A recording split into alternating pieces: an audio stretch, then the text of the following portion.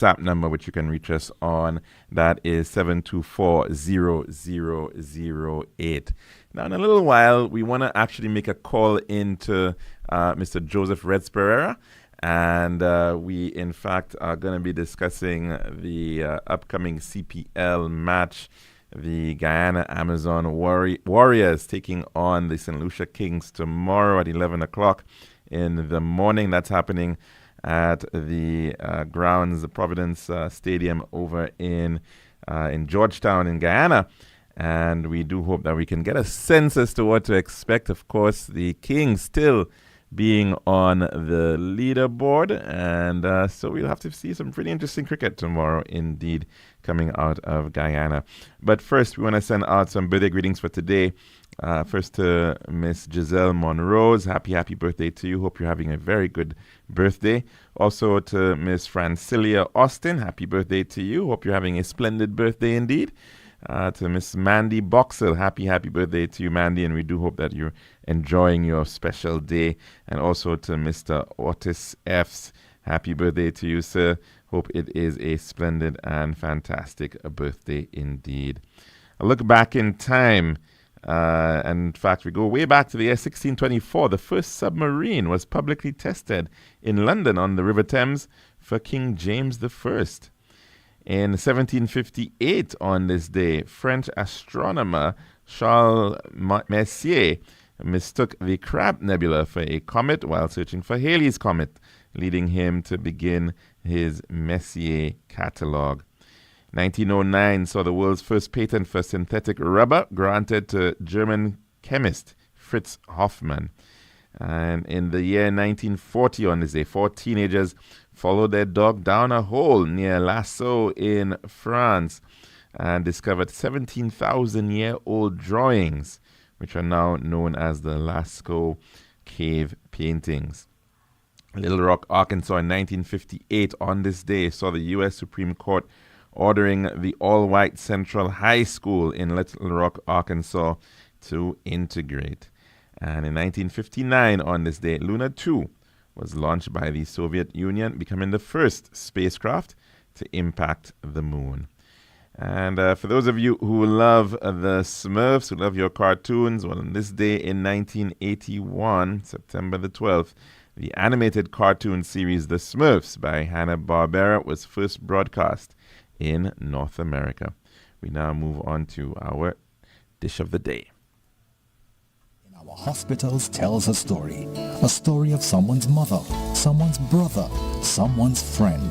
And when that story of care is complete, it's time for the next chapter, home. But too often, discharged patients are left waiting hours, days, weeks, sometimes months, not because they want to stay, but because no one comes. We understand life gets busy, but every extra day they wait means another patient, perhaps in pain, perhaps in crisis, can't get the bed they desperately need. So when the call comes that your loved one is ready, please be ready too. Pick them up, bring them back to the comfort of family, where healing truly continues. Because caring doesn't end at discharge, it continues with you. A message from the Ministry of Health, Wellness and Elderly Affairs. Serving now, the Daily Dish. And welcome back to the lunchroom here at Radio Caribbean International. Now, of course, the Caribbean has been in the throes of cricket frenzy, all thanks to the Caribbean Premier League. That has been going on for well over a month now. And, of course, the St. Lucia Kings, the defending champions, are currently at the top of the table with 12 points after playing 9 games thus far, winning 5, lost 2. Unfortunately, a couple also rained out. And but, of course, they are going to be facing for the second time the Guyana Amazon Warriors. And I think previous to them being the champions, it was the Guyana Amazon Warriors. And indeed, it should be a really interesting match, which of course is going to be happening at Providence in Guyana tomorrow morning. And of course, we're so very pleased to have Mr. Dr. Joseph Redspur with us to tell us his thoughts as to what the outcome may very well be at the end of tomorrow's match. You're practicing your French. Yes.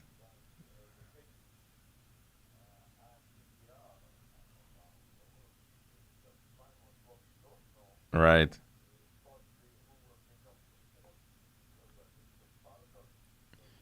They won yesterday, or not yesterday, but day before. I think they won against Ghana, didn't they? Yeah.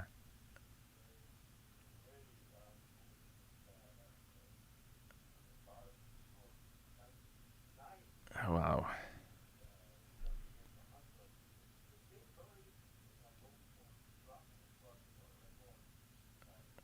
Right.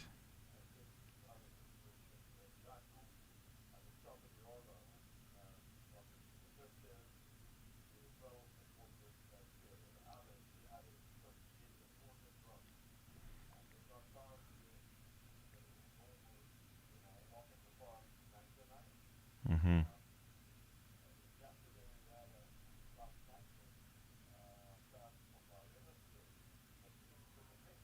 Mm-hmm.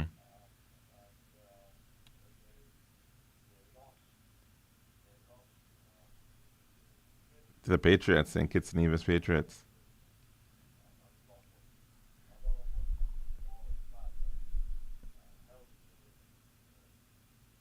Right.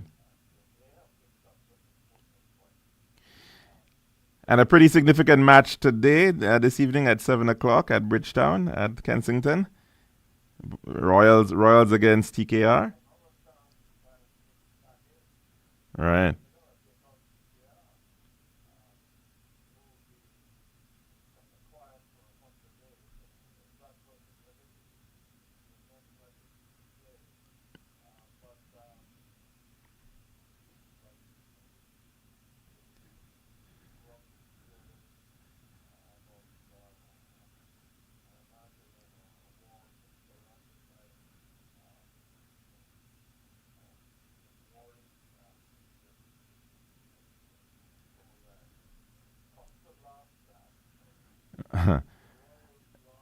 Yeah, yeah, yeah.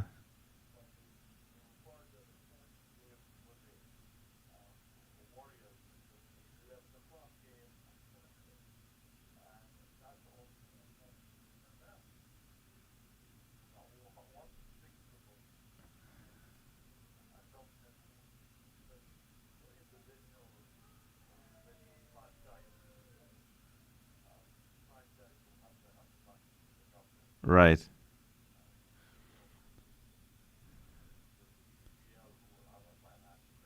Right.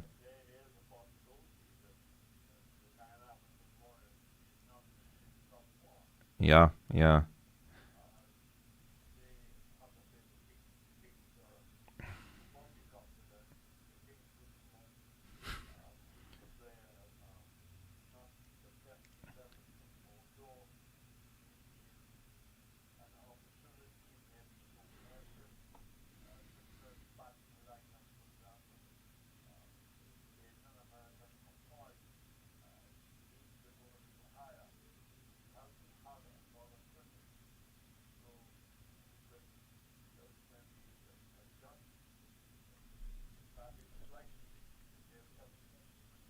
Right.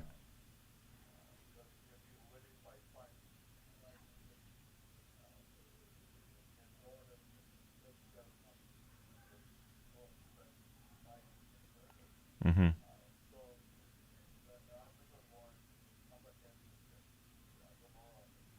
They got two games, right? Back to back, tomorrow, and they then also have Sunday against the Royals.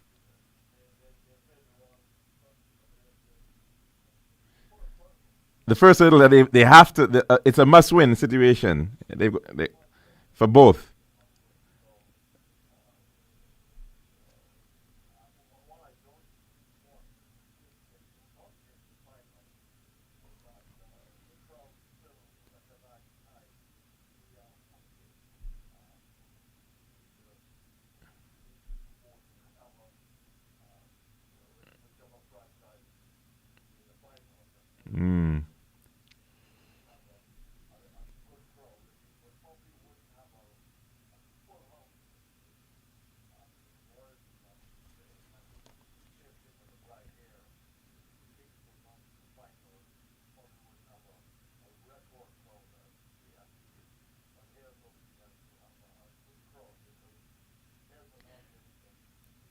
But just playing it through in terms of the matches that we actually have left.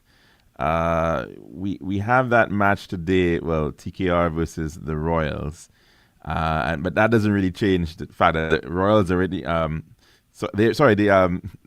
TKR is already going forward. We of course have St. Lucia Kings have already qualified. But for the case of Guyana, I'm just worrying about their situation. They right now are ranking fourth in the table. Is it possible that they can lose to the Kings tomorrow, but still come through by beating the Royals? I'm assuming that is a possibility still that they.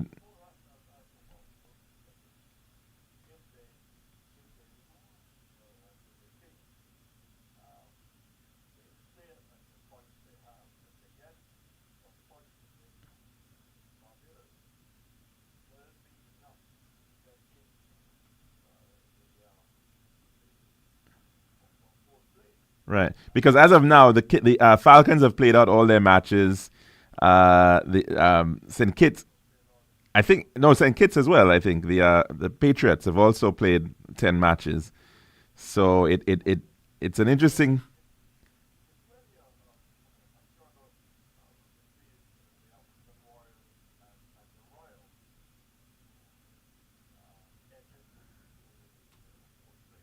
Mm,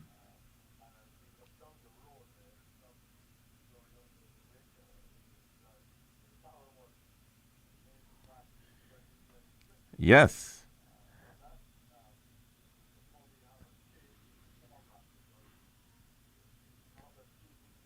it's gonna be pretty interesting how that's gonna work out. Yes, yes, yes.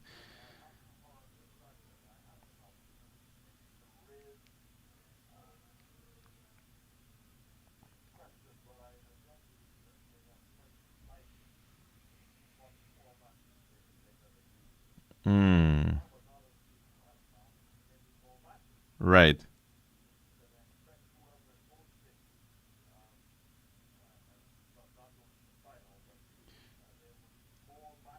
So would that be the first time? Would that be the first time that we're having seven, more than six? Yeah, yeah, yeah.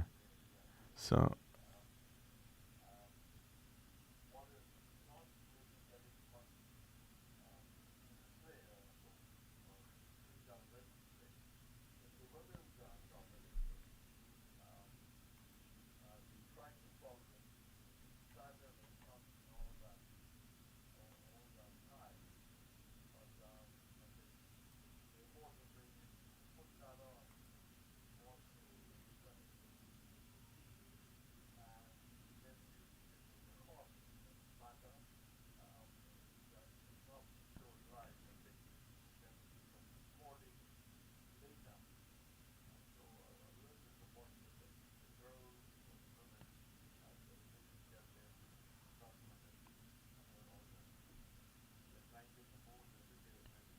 Mm,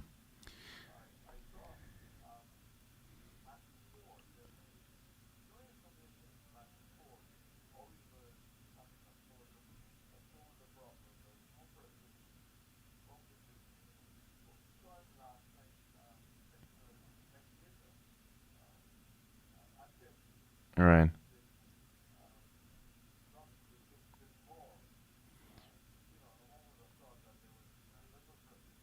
Mm, right.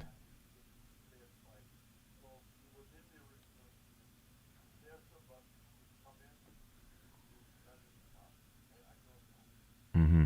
Mm-hmm. Yeah. So certainly, in terms of the Kings moving forward, I mean, they've got this match tomorrow.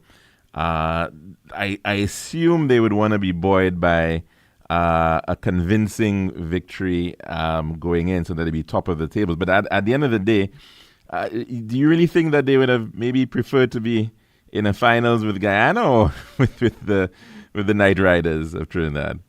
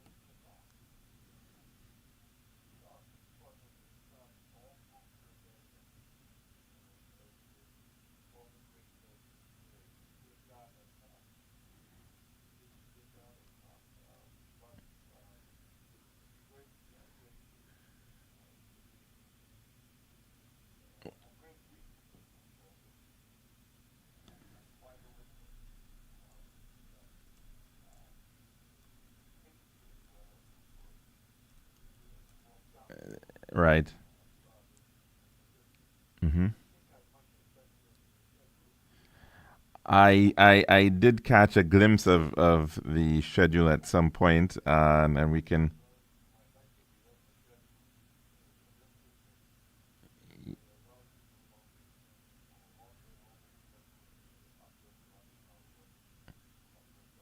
Yes, I think we had it for. Right.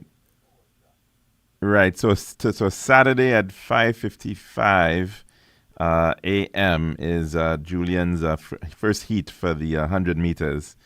So that's the first thing to look out for. And if she makes it through that, then the semis is at 7:20 again in the morning. Sorry, Sunday morning at 7:20 the semis, and the final would be not too long after that same morning at 9:13. So 100 meters finals 9:13 a.m. Sunday morning. Perhaps you may have to go to church very early or the night before, something like that, to catch it. And there's also Julian competing in the 200 meters. That is the heats on the Wednesday, the 17th, at 6:30 in the morning again. Of course, this is in Tokyo, so major time difference, like 13 hours. 12 hours or 12, 13 hours time difference. And then on Thursday, the 18th, the semis and the finals of the 200 meters will be at 9:22 in the morning, Friday morning, 9:22.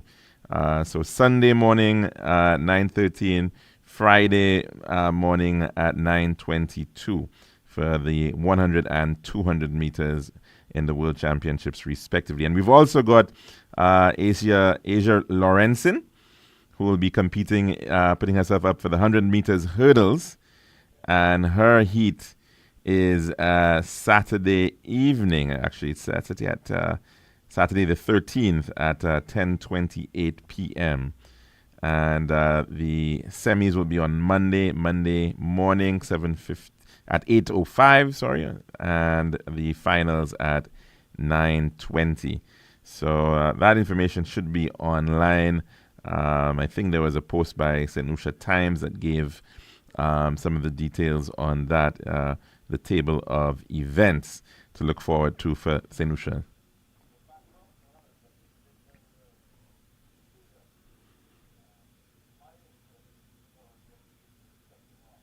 Mm-hmm.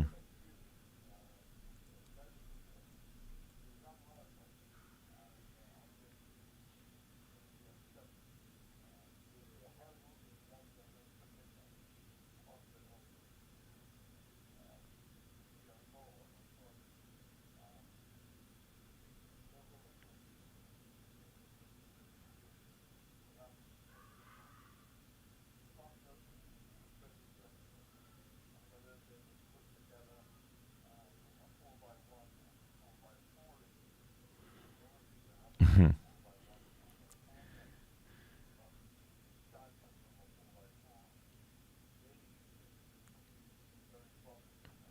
4x4 or 4x1? Right, right.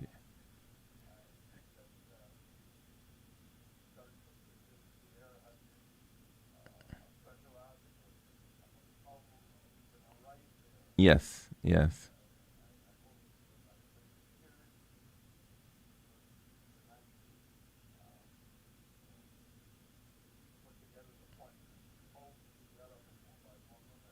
Mm-hmm. Mm-hmm.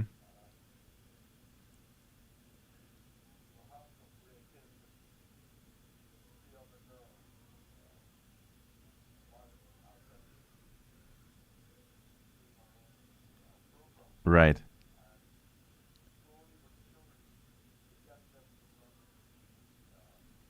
Mm-hmm.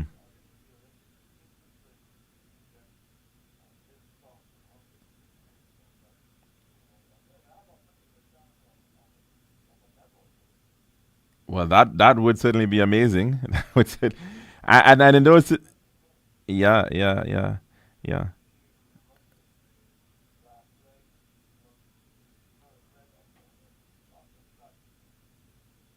yeah.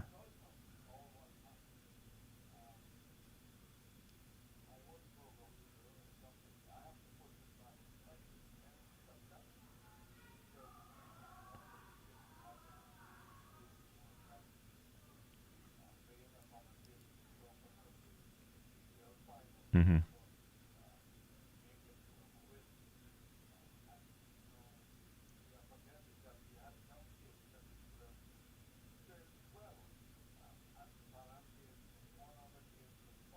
Okay.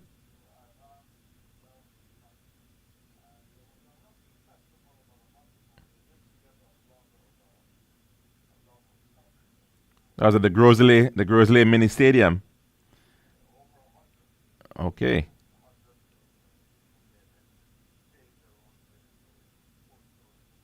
Right.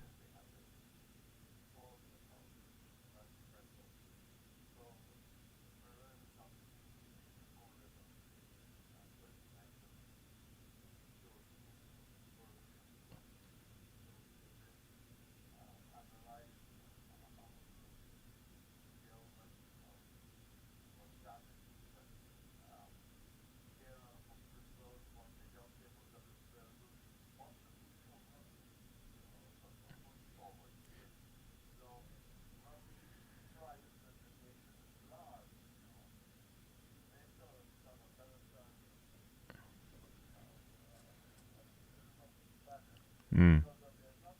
Mm.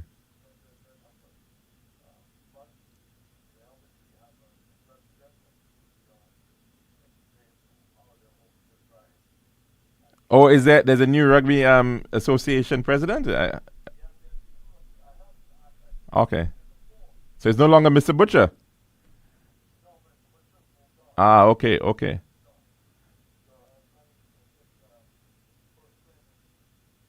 Oh, Imran Williams. Imran Williams.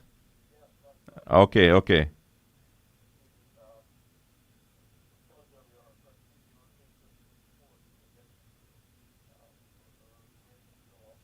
No, no, no. It's because I know him actually pretty well, and we talk about rugby pretty often whenever we get a chance to do so. So I didn't realize he is.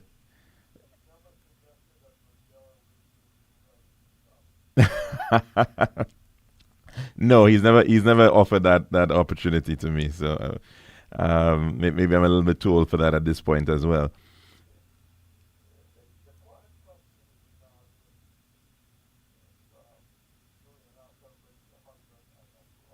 Hmm.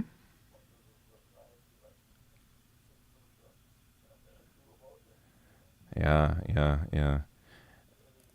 And it's a really interesting time, and especially of course as the island is promoting itself in Japan with the Expo Osaka going on, and then for her to be racing, of course, and in a market like Japan, well over 100 million, 140 million people. That's a lot of amazing exposure for St. Lucia. Certainly, a lot of people will be wondering, "Oh, okay, where is St. Lucia? What's this about?" And Japanese do have a great penchant for travel, and you never know. You never know what could come of it.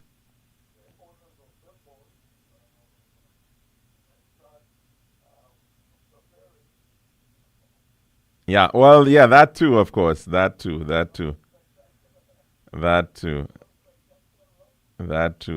We are really certainly hoping for the best for her, and of course for Asia Lorenzen. And just to read a little bit about Miss Lorenzen, she's 23 years old.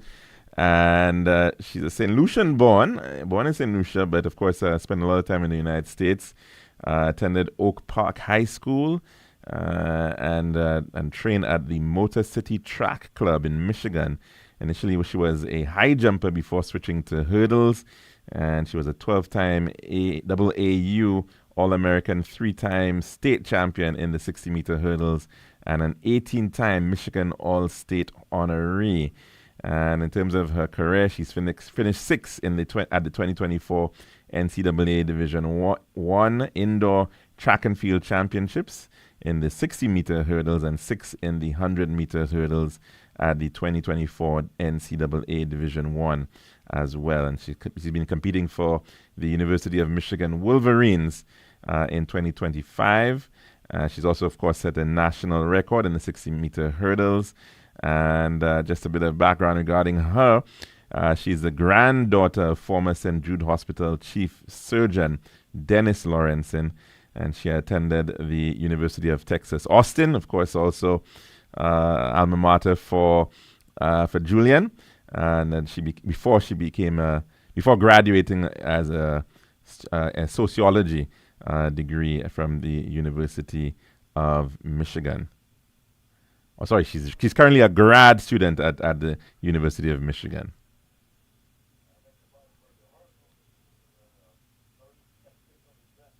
Mm-hmm.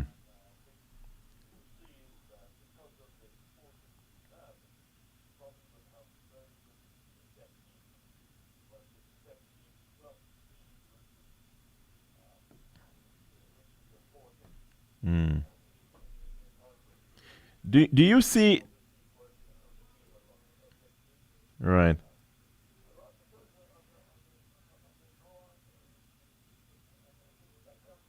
Right.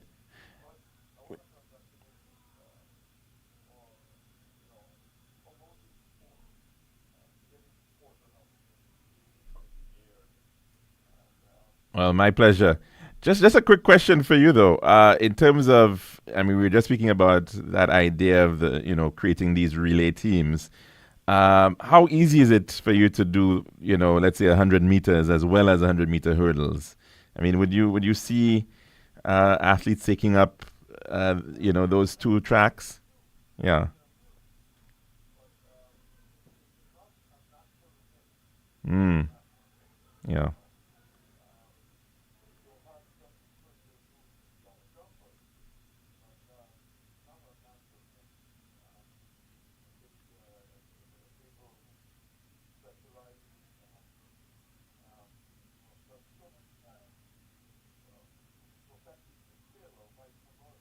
Mm.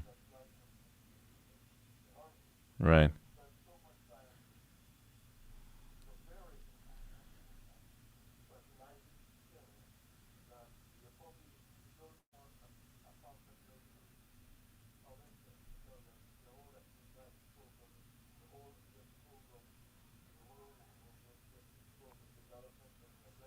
Mm.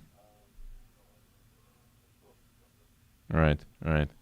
Well, we certainly wish them the very best, of course, and the same to the St. Lucia Kings for tomorrow's match. And we do, of course, hope that we'll be seeing them in the finals come Sunday the 21st, not too long from now. And, of course, we've been speaking with Dr. Joseph Redsperrer, the always willing individual who is sharing his wealth of remarkable knowledge, which spans decades in the business of sport and, of course, sports commentary. Thank you so very much, sir, for joining us here on the program. And, of course, that is our dish of the day. When we come back, we'll take in our weather report. This has been The Daily Dish. Every bed in our hospitals tells a story of someone's mother, someone's brother, someone's friend. And when that story of care is complete, it's time for the next chapter, home. But too often, discharged patients are left waiting hours, days, weeks, sometimes months, not because they want to stay, but because no one comes. We understand life gets busy, but every extra day they wait means another patient, perhaps in pain, perhaps in crisis, can't get the bed they desperately need. So when the call comes that your loved one is ready, please be ready too. Pick them up, bring them back to the comfort of family, where healing truly continues. Because caring doesn't end at discharge, it continues with you. A message from the Ministry of Health, Wellness and Elderly Affairs. It's now time for your weather report, brought to you by Island Style. Girl, I've been so stressed searching for the perfect tiles to complete my home. Really? Yeah, it's always the same white, beige, and gray tiles with these tile stores. Like they're all buying from the same place. You're the design expert. Help me, please. I'm fed up. What are you looking for? Something different. Something that says Caribbean beauty and suits my personality. Something vibrant and classy with a little razzle dazzle. Okay, Ms. Razzle Dazzle, I know just the place. Island Style Tile and Bath, they're my #1 store for everything tile. And with their new In Living Color collection, you'll find the most gorgeous styles to give you that splash of Caribbean flair you're looking for. That sounds perfect. I'll even take you myself and throw in a free design consultation. I'll never say no to that, sis. I can't afford you anyway. Visit our Island Style showrooms in Castries, Rodney Bay, and Vieux Fort, or call 450-452 or 453 Tile. We'll help bring your vision to life in living color. This is Radio Caribbean International. It's now time for the weather news.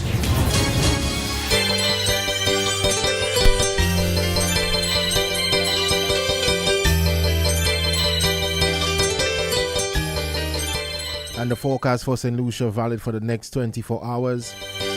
Winds will be blowing from between the east-northeast and east-southeast near 20 miles per hour or 31 kilometers per hour. Weather partly cloudy to cloudy with scattered light to moderate showers and isolated thunderstorms.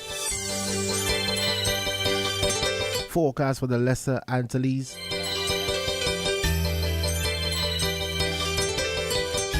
Partly cloudy to cloudy with scattered light to moderate showers and isolated thunderstorms over the Windward Islands. Elsewhere, fair to partly cloudy with a few showers. The tropical weather outlook. A tropical wave will produce scattered showers and isolated thunderstorms over the Windward Islands during the forecast period. This wave is moving westward near 15 miles per hour or 24 kilometers per hour. Two other tropical waves located over the central and far eastern tropical Atlantic are moving westward near 15 miles per hour or 24 kilometers per hour. Some slow development of this wave over the far eastern tropical Atlantic is likely over the next 7 days. And that is your weather report brought to you by Island Style. This has been RCI's Weather News. For more information, call the Weather Hotline at 454-3452. RCI 101 number 1. Girl, I've been so stressed searching for the perfect tiles to complete my home. Really? Yeah, it's always the same white, beige, and gray tiles with these tile stores. Like they're all buying from the same place. You're the design expert. Help me, please. I'm fed up. What are you looking for? Something different. Something that says Caribbean beauty and suits my personality. Something vibrant and classy with a little razzle dazzle. Okay, Ms. Razzle Dazzle, I know just the place. Island Style Tile and Bath, they're my #1 store for everything tile. And with their new In Living Color collection, you'll find the most gorgeous styles to give you that splash of Caribbean flair you're looking for. That sounds perfect. I'll even take you myself and throw in a free design consultation. I'll never say no to that, sis. I can't afford you anyway. Visit our Island Style showrooms in Castries, Rodney Bay, and Vieux Fort, or call 450-452 or 453 Tile. We'll help bring your vision to life in living color.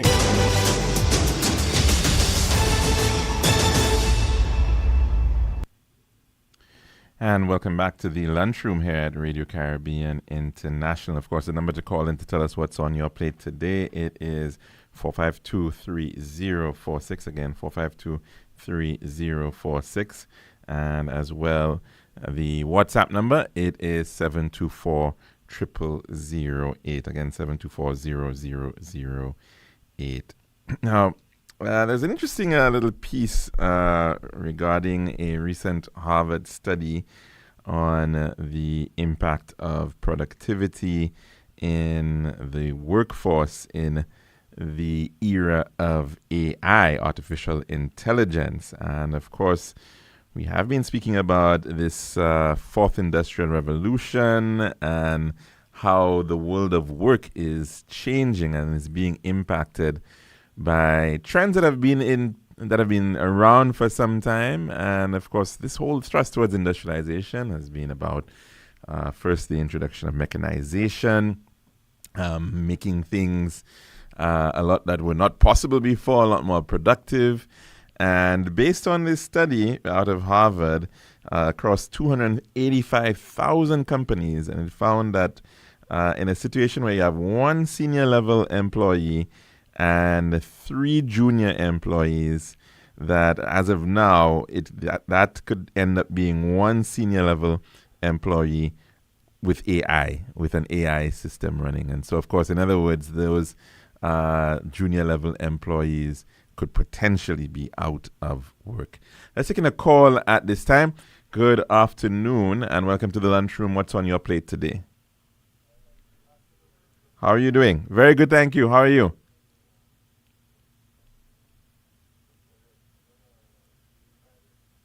Indeed, indeed.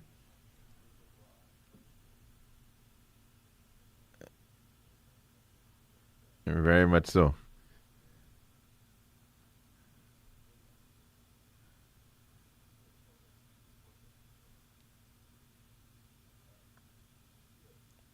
Yes.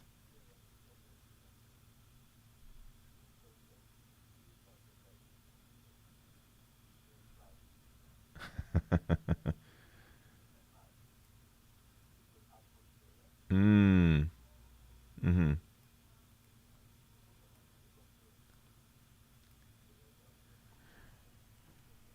I was actually trying to find where it was ranked currently, in comparison to the Indian Premier League and the Big Bash and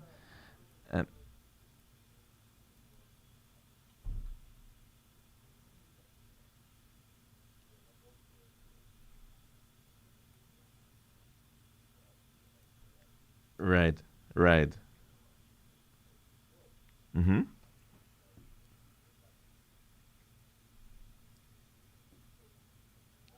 No, it's definitely not number one. I mean, the IPL is incomparable, right? Just incomparable by the sheer size of the Indian market.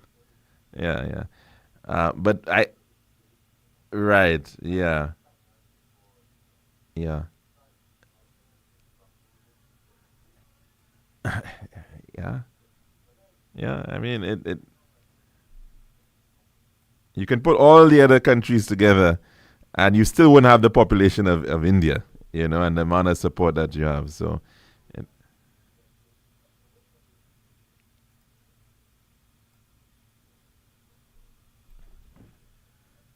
mm-hmm,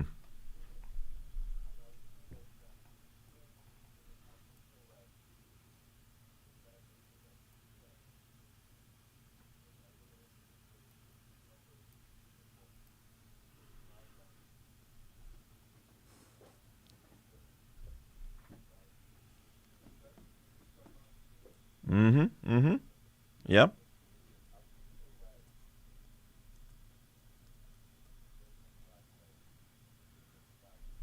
Right.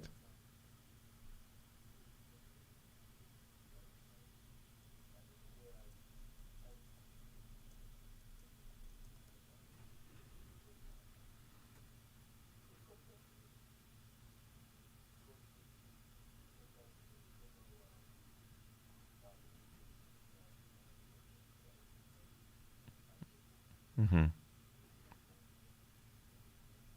Mm-hmm.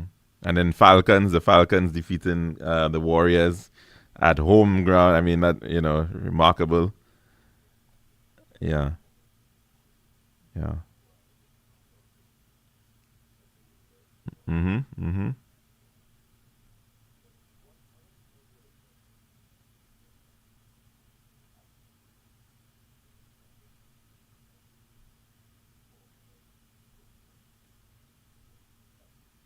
Mm. Mm. Mm-hmm. Mm-hmm. Mm-hmm. Yeah.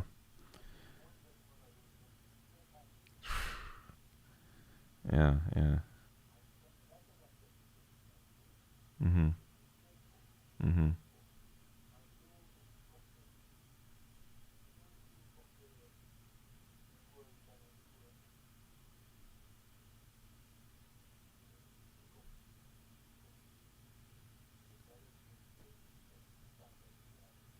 Yeah, yeah, yeah. It,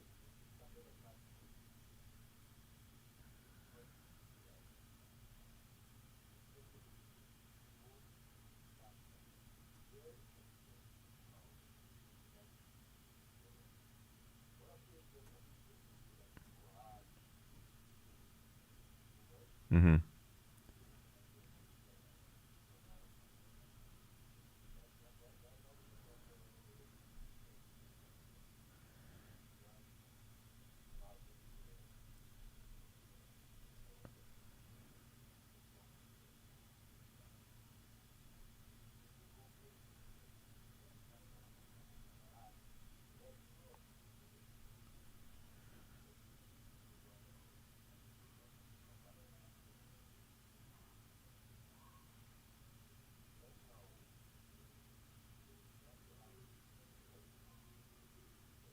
Mm-hmm.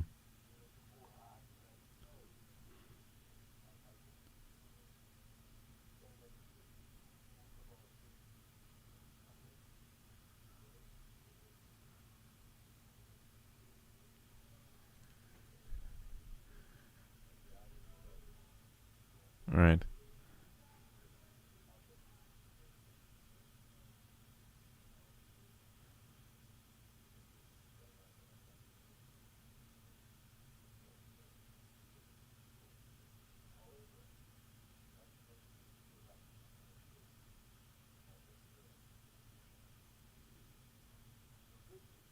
Mm-hmm.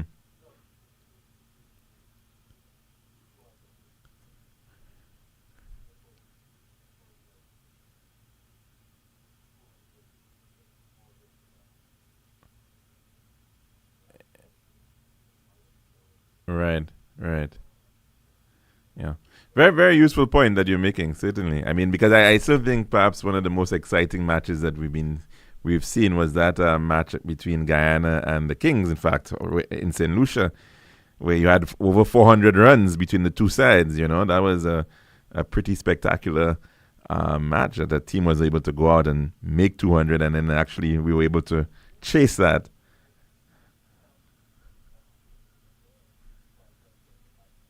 Mm-hmm.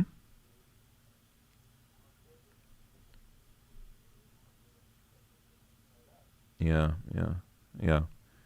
It, yeah.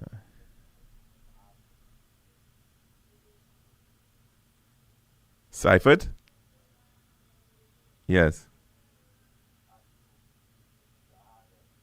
Right, right.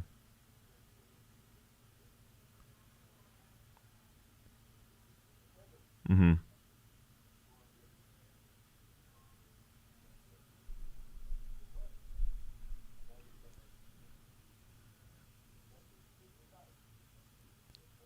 Right. I unfortunately have not. No, no.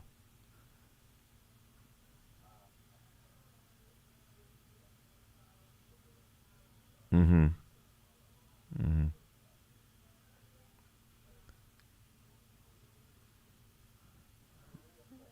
Uh-huh. Oh boy. Well, that's unfortunate.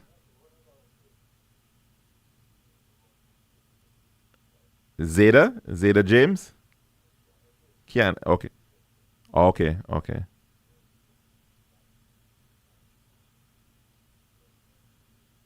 Mm. Mm-hmm.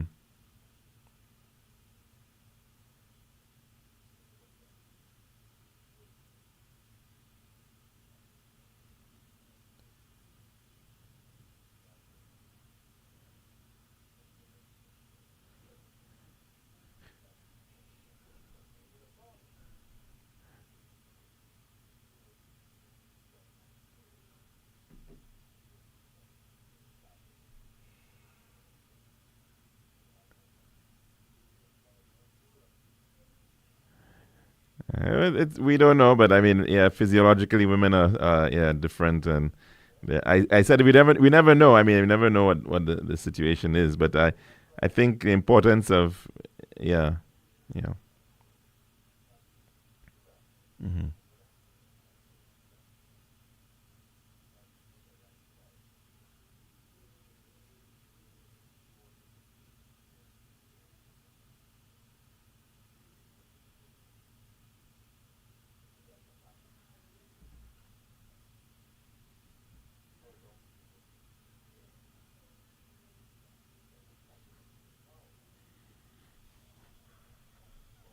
Cornwall. Yeah, we've had some big heavy set individuals. Was it David Boone out of Australia? Had a very big guy at one point. Yeah.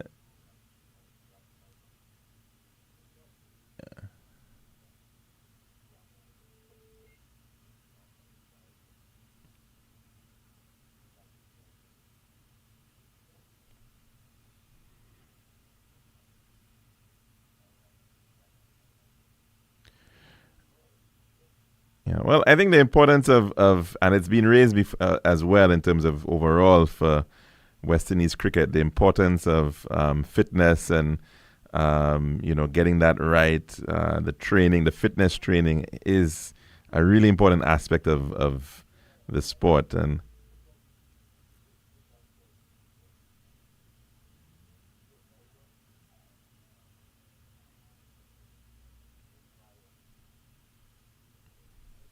hmm.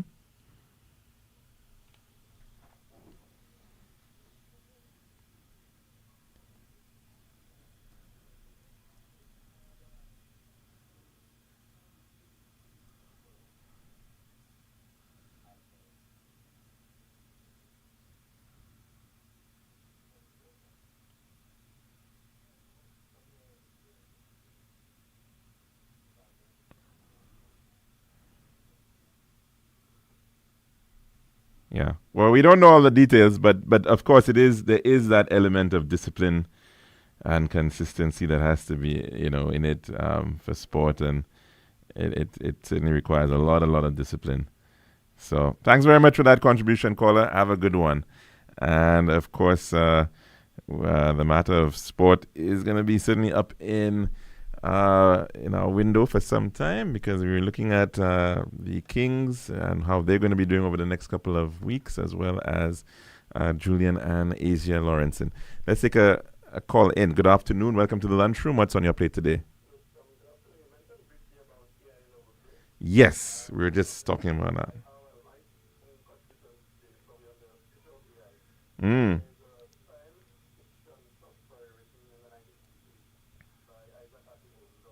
Mm-hmm. Yes.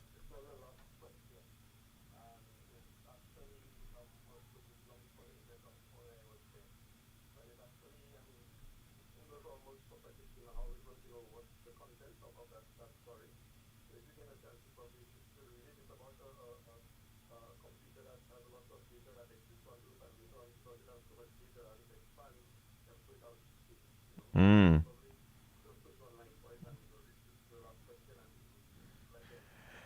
It's an interesting point that you're making, because as of now, as you talk about this expansion of data, one of the things that we're seeing driving a lot of demand for land as well as energy is the whole issue of the data centers. And we're taking it for granted. We talk about, put something in the cloud. But putting something in the cloud, there's a physical space where this has to exist. And you're seeing, especially to drive these AI programs, and as you're getting a lot more of this, the need for greater computing power, that is really, really ramping up the global demand for energy. In fact, I think the United States is saying that, over the next 25 years, they're going to be seeing, they've been generally pretty flat in terms of energy demand, but they're seeing some major increases in demand. And of course, the big question is, where is that power going to be coming from? Ideally, it should be coming from renewables and energy storage systems, but it is certainly changing the dynamic of the world. And we have to start thinking about that even right here in the Caribbean too, because It's one thing, of course, to think about, everything is going to be dependent on data centers outside of the world. Yeah, to some degree, it's important, but there is some level of our own national security interest that we have to start thinking about in that regard as well. So a very, very interesting point. So I'm not sure that the world is ever going to get to a point where we don't have enough space at all. But it'll be very interesting to see how that happens indeed. Thanks for that point, caller. Take care. All the best.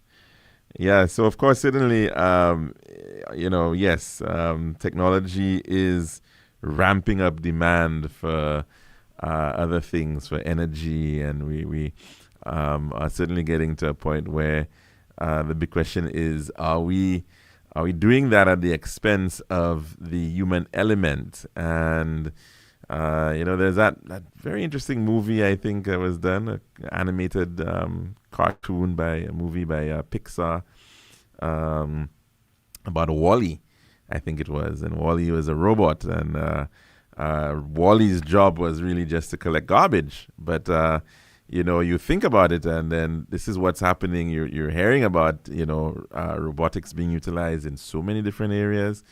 In Asia, of course, it's taken off already, and you're seeing a lot of things, a lot of processes automated, but a lot of processes that we think require human elements are in fact being done by robots, and to the point where it might be seeing a robot cutting your hair. You might end up having a robot mowing your lawn or taking care of your animals. I mean, there are a lot of these processes, and it is interesting to see how that can continue to the point where, of course, in that society that WALL-E lived in the future, the human beings were, I think, effectively just living, watching entertainment and watching TV all day, and they became, morbidly overweight, obese, and that's an interesting path that we are seeing the tendencies towards at this point in time. Let's take another call. Good afternoon, and welcome to the lunchroom. What's on your plate today? Hello, good day. Hi, caller. How are you doing? Wonderful. And what's on your plate today?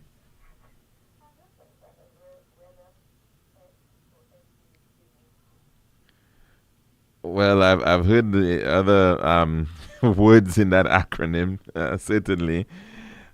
Same old other things, yes, have been suggested. I mean, I did actually, in all seriousness, I did catch a little bit of the leader of the opposition. I guess he was trying to kind of track back on, the points that he was trying to bring across at the meeting of candidates, the candidate launch in Miku. And yeah, I mean, it's a little interesting because especially in terms of the one about healthcare and the national health insurance, which is, of course, right. Now, at one point, I remember it to be 150,000. I don't know. At some point, it was then changed to 75,000, and then.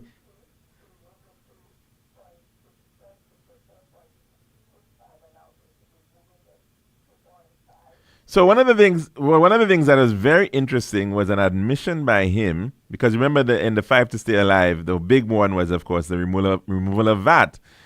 And when he was asked about the fact that VAT was never removed, he then admits that his intention was to replace VAT with another tax, right, which is a sales tax.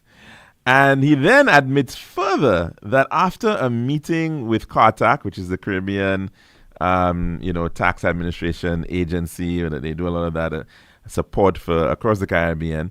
And he admits that after they explained to him the benefits of the VAT, that because it was a much easier tax to collect, and it's collected at the beginning of the inputs, and so it works out better in terms of your overall cash flow. And he then admits that he had no choice but to accept that VAT has to stay. Now, we've never ever heard that before. I thought that was a very, very, very interesting admission that the whole idea of the removal of VAT cannot happen. It's just an anathema, which is what was always told to Mr. Shastney, that could never happen. The tax system requires VAT. There's VAT, or in nearly every country around the world, has a VAT, and in many instances, VAT rates much higher than what we have right now.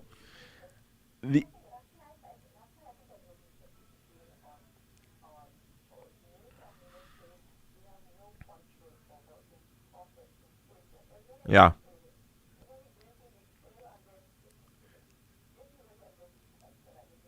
What also struck me as well is that when he was asked about the gas, all right, and what happened to the hidden tax, he then goes out on a charade, even though he admitted in Parliament already, right, that there was no hidden tax.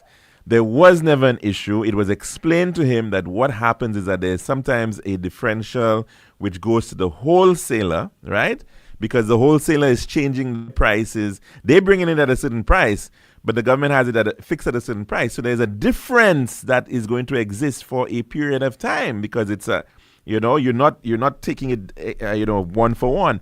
There's a gap, and so therefore there will be a little difference. And he then almost accuses the people. And if you listen to it very carefully, he's accusing the experts in the ministry, right? Now, I thought that was very interesting, because I know one of the experts, quote unquote, in that ministry that he's referring to is now one of his candidates. So I don't know who handled the whole matter, the research and policy unit within the Ministry of Finance. So I just was like, oh my word, look at this. It's yeah, well, the other one I was interested in, when coming back to the matter of the healthcare, right, is that again he indicates there is that gap, that financing gap, and that the country needs to raise another $100 million to be able to provide universal healthcare, right? And then he then says that is going to come from 100,000 people making a $1,200 contribution per year. Now, that's the first time I think we have heard it very clearly. Now, the question is, in other words, the labor force, which is roughly about $100,000, whether they're working or not, but that's the size of the labor force, right? So that is the question, right? How do you deal with that issue with respect to persons? And in one breath, he's also on the record about talking about a health finance levy, right? But then he says he's going to remove the health and security levy. So it is a direct contradiction. In one breath, you're saying you need to finance healthcare. How is that going to be done? Because he's saying that the government is going to have to take the responsibility for paying for seniors and persons who are not employed, all those other individuals who really can't afford, the indigent. Government is going to have to pay. Where is the government going to get that money? Where is that money coming from? So, and it's a sad thing, because the whole issue about universal healthcare and health financing is a very serious one. And it's a conversation that the country needs to have. And I recall Dr. Kenny Anthony, when he was Prime Minister, invited, I think, was it the leader of the opposition at the time, who was Mr. Stevenson King, right, to chair a committee, right, looking towards the issue of health financing, because this has to be a bipartisan or apolitical approach, right? There has to be buy-in from all sides when it comes to this matter of health financing.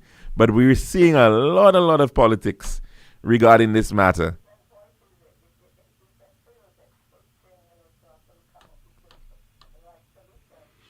Yeah, I don't know. It was very strange. And then he was criticizing the government paying off the debt of OKEU in one breath, and then but at the same time he's trying to say that they paid off the Martinican government, all that was owed there. They've paid off OKEU debt, but he's trying to make it seem as if this debt came from out of nowhere.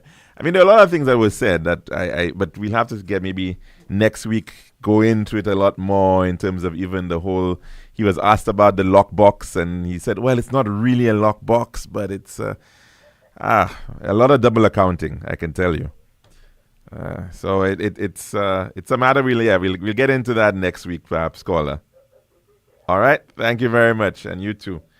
And of course, we want to wish everybody a very happy and blessed weekend and hope you can enjoy all the sport that is available out there, both regionally and internationally, but of course, in the name of St. Lucia. So very much important. And so we do, of course, and very much wish Julian and Asia the very, very best in their upcoming personal efforts over in Tokyo. I'm your host, Alex George Jr., saying goodbye.